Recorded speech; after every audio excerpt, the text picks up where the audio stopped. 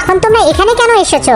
গুরুজির কি হয়েছে? দেখতে পাচ্ছ না গুরুজি এখন রেস্ট নিচ্ছে? ছোট মালিক, গুরুজির সাথে আমার একটু দরকার আছে। এখন তোমরা এখান থেকে যাও।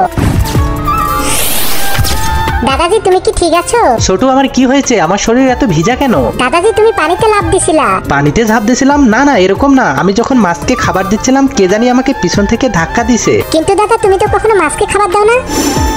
হ্যাঁ, এটা তো আমি ভাবিনি। আসলে আমাদের সাথে এটা হচ্ছে কি? বলেন ছোট মালিক, আপনি আমাকে এখানে ডেকেছেন কেন? আপনারা আমার বাবাকে খুঁজে আনেন। ছোট মালিক, আপনার বাবাকে তো কোনো মানুষই দেখতে পাচ্ছে না। যদি 7 দিনের মধ্যে ওনাকে খুঁজে বের করে না যায় তাহলে ওনার মৃত্যু হতে পারে। এখন আমাকে খুঁজে বের করতে হবে আসলে এটা কোন জিনিস যেটা আমাদের সবাইরই ক্ষতি করতেছে। তো এটা এখানে যে আমাদের সবারই ক্ষতি করতেছে। এখন আমি তোমাকে সারা জীবনের জন্য নষ্ট করে দিব। আর এখানে পোকা আসলো কোথা থেকে? এগুলা হচ্ছে জাদুর পোকা, এগুলা মানুষের ক্ষতি করে। আচ্ছা, এজন্য আমাকে দুর্বল লাগতেছিল। এখন এই জাদুর পোকাগুলোকে আমি মেরে ফেলবো। দাদাজি এখন বলো, বাবা কি কে ভয় দেখিয়েছিল?